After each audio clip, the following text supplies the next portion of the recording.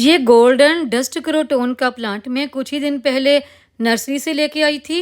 ये क्रोटोन के प्लांट जब हम नर्सरी से लेके आते हैं तो बिल्कुल हरे भरे होते हैं, लेकिन जैसे ही हम इन्हें रिपोर्ट करते हैं तो कुछ दिन तक तो ये बढ़िया चलते हैं, लेकिन कुछ दिनों के बाद ये प्लांट हमारे मर जाते हैं। रिपोर्ट करने के बाद धीरे धीरे इनकी पत्तियां पीली होने लगती हैं, पत्तियां गिरने लग जाती हैं। ऐसा क्यों होता है तो आज की वीडियो में मैं आपको यही बताऊंगी इसके क्या कारण होते हैं, जिनको कि अपनाकर आपका ये क्रोटोन का प्लांट इंडोर आउटडोर दोनों ही जगह पर बढ़िया चल सके और रिपोर्टिंग के बाद भी आपका प्लांट बढ़िया हेल्दी रहे। आज की हमारी वीडियो इसी के बारे में होने वाली है। वीडियो को एंड तक पूरा जरूर देखें। वीडियो पसंद आए तो वीडियो को लाइक, सब्सक्राइब, शेयर और कमेंट जरूर करें। बेल आइकन को जरूर दबाएं ताकि मेरी आने वाली नई वीडियो का नोटिफिकेशन आपको मिल सके। नमस्कार दोस्तों, मेरे गार्डनिंग चैनल पर आप सबका स्वागत है। इस गोल्डन डस्ट कलर के क्रोटोन को मैंने तकरीबन 7-8 दिन पहले नर्सरी से खरीदा था, तो आज मैं इसी की रिपोर्टिंग करने वाली हूँ। तो देखिए, आपको लगता है कि ये प्लांट शौक में है क्योंकि इसकी पत्तियां काफी लटकी हुई सी हैं। देखिए, ये बिल्कुल भी शौक में नहीं है। इस प्लांट को थोड़ा सा पानी की कमी हो गई है क्योंकि मैं कुछ दिन के लिए बाहर चली गई थी, तो इस वजह से है। जैसे ही इसमें पानी की कमी पूरी हो जाएगी तो इसकी पत्तियां बिल्कुल पहले की तरह फ्रेश हो जाएंगी। और देखिए, जब भी आप क्रोटोन का या कोई भी प्लांट नर्सरी से लेके आ रहे हैं तो इस बात का ध्यान रखें कि उस प्लांट के साथ उसके कुछ छोटे छोटे से बेबी प्लांट और भी निकले हुए होने चाहिए। देखिए, जैसे इस प्लांट के नीचे से साथ एक और प्लांट भी निकल आए हैं, तो इस तरह से ये क्रोटोन के मुझे 2 प्लांट मिल गए हैं। मैं इनको 2 अलग अलग गमलों में लगा सकती हूँ। तो नर्सरी से आप ऐसे ही प्लांट लेने की कोशिश करें जिनसे आप और भी बहुत सारे प्लांट बना सकें।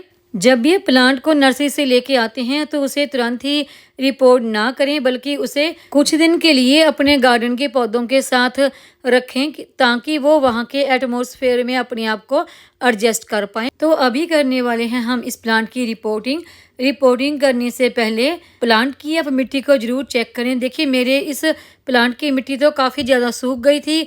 काफ़ी दिन से मैंने इसमें वाटरिंग नहीं की थी, तो आज मैंने इसमें वाटरिंग कर दी है ताकि मिट्टी थोड़ा सा सॉफ्ट हो जाए। और मिट्टी को आप प्लांट ग्रो करने से पहले चेक जरूर कर लें अच्छी तरह से।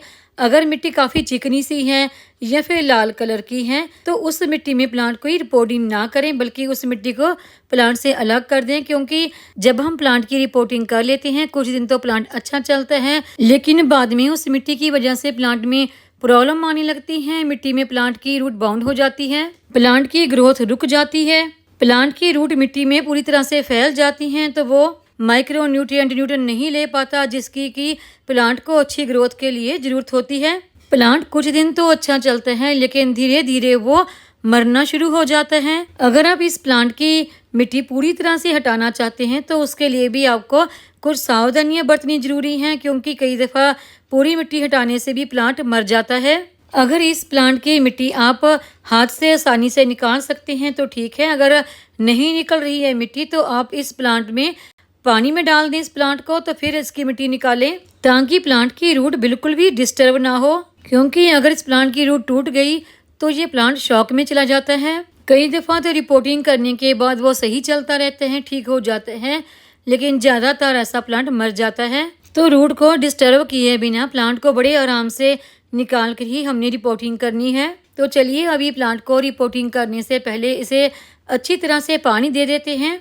तो चलिए, पहले हम एक बर्तन में पानी डालकर उसमें प्लांट को रख देंगे और थोड़ा सा पानी इसमें ऊपर से भी डाल देंगे ताकि जो मिट्टी है वो बिल्कुल भी सख्त ना रहे, अच्छी तरह से मिट्टी सॉफ्ट हो जाए। इस तरह पानी में डिप करने के बाद ये जो छोटा सा ग्रो बैग होता है ये बहुत आसानी से निकल जाता है, लेकिन अगर हमारे प्लांट की मिट्टी सख्त होती है तो हमें इसे खींचकर निकालना पड़ता है। इस प्लांट को थोड़ी देर के लिए हम पानी में इसी तरह से छोड़ देंगे। प्लांट हमारा लाल मिट्टी या फिर चिकनी मिट्टी में लगा है तो मिट्टी पूरी हम निकाल कर ही प्लांट की रिपोर्टिंग करेंगे। तो देखिए, नर्सरी वाले इस चिकनी मिट्टी में प्लांट की कटिंग लगाते ही क्यों है, तो वो इसलिए क्योंकि ऐसी मिट्टी में प्लांट की कटिंग बिल्कुल भी नहीं हिलती। आप उस कटिंग लगे प्लांट को कहीं भी दूर दूर तक ले जाएं, वो मिट्टी बिल्कुल भी नहीं हिलती और इससे प्लांट की जो रूट है वो भी बिल्कुल डिस्टर्ब नहीं होती। लेकिन वही प्लांट जब आपके पास आ जाता है तो ये आपके ऊपर है कि आप उस मिट्टी को हटाना चाहते हैं या नहीं। क्योंकि नर्सरी वाले तो अपनी सुविधा के अनुसार ही ऐसी मिट्टी का इस्तेमाल करते हैं जिसमें ना तो कटिंग डिस्टर्ब हो और ना ही प्लांट की रूट डिस्टर्ब हो और वह प्लांट बिल्कुल सही हालत में आपके पास पहुंच सके। अभी हम इस प्लांट को रहने देते हैं ऐसे ही और इसको ग्रो करने के लिए मिट्टी कर लेते हैं तैयार। क्रोटोन के प्लांट के लिए हमने ऐसी मिट्टी तैयार करनी है जिसमें ये प्लांट हमारा बिल्कुल भी खराब ना हो। ये देखिए मेरी मिट्टी आपको कुछ गीली गीली नजर आ रही होगी क्योंकि हमारे यहाँ बारिश हो गई थी जिसकी वजह से मिट्टी में थोड़ा सा मॉइस्चर है। क्रोटोन का प्लांट हमारा एक इंडोर प्लांट है और इंडोर प्लांट के लिए हमें ऐसी मिट्टी तैयार करनी है जो बिल्कुल वेल ड्रेन हो ताकि उसमें पानी बिल्कुल भी रुके नहीं, क्योंकि ये प्लांट हमारा इंडोर प्लांट है और इस प्लांट को धूप तो बिल्कुल भी नहीं लगती क्योंकि हमने अंदर रखा होता है तो इसकी मिट्टी सूखेगी कहाँ से। तो जो हम इसमें वाटरिंग करेंगे वो वाटरिंग बिल्कुल भी मिट्टी के बीच में रुका नहीं चाहिए बल्कि वो ड्रेन हॉल से ड्रेन आउट हो जाए। तो अपने इस प्लांट के लिए हमने बिल्कुल वेल ड्रेन सॉइल तैयार करनी है।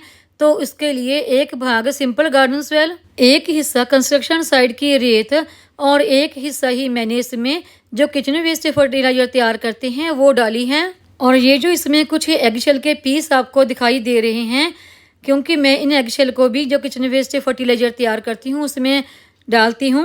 जितना भी किचन वेस्ट हम फर्टिलाइजर तैयार करने के लिए इस्तेमाल करते हैं वो तो बहुत जल्दी डिकम्पोस्ट हो जाता है, लेकिन इन एगशेल को डिकम्पोस्ट होने में थोड़ा सा वक्त लगता है।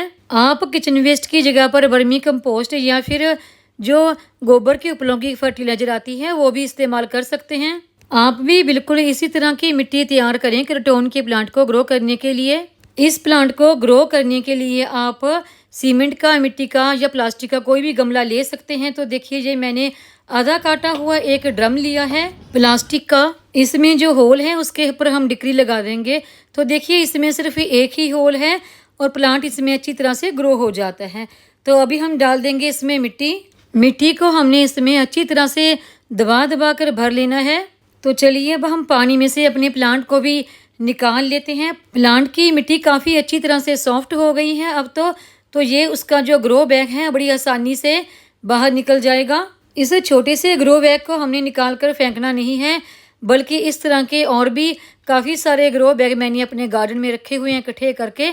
इसमें आप कोई भी कटिंग ग्रो करनी है आप तो इसमें कर सकते हैं। तो अभी आप मेरे इस प्लांट की मिट्टी देखिए, ना तो ये मिट्टी लाल है और ना ही चिकनी है बल्कि ये मिट्टी रेतीली है, यानी कि इसमें कंस्ट्रक्शन साइड की रेत मिक्स है। तो मुझे इसकी पूरी मिट्टी निकालने की ज़रूरत नहीं है। अगर आपके प्लांट की मिट्टी ठीक नहीं है तो आप पूरी मिट्टी निकाल सकते हैं रूट को बिल्कुल भी बिना डिस्टर्ब किए। वैसे ये क्रोटोन के प्लांट ज़्यादातर तो चिकनी मिट्टी में आते हैं, लेकिन मिट्टी चेक जरूर कर लें। हो सकता है कि आपका प्लांट अच्छी मिट्टी में हो जैसे कि मेरा। इन दोनों ही प्लांट को रिपोर्ट करने से पहले अलग अलग कर लें।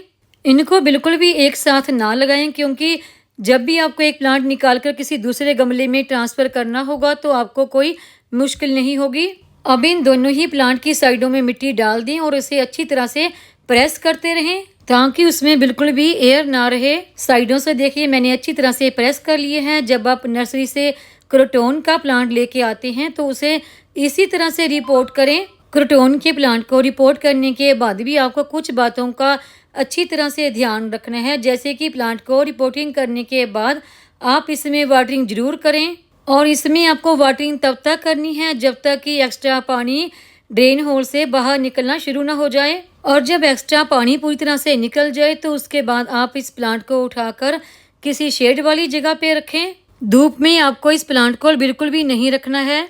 क्रोटोन के अलावा अगर कोई भी प्लांट आप नर्सरी से लेके आ रहे हैं तो उसमें भी लाल या चिकनी मिट्टी लगी है तो उस प्लांट को भी इसी तरह से रिपोर्ट करें और ऐसी मिट्टी को बिल्कुल हटा दें। घबराइए मत, आपका प्लांट बिल्कुल भी मरेगा नहीं।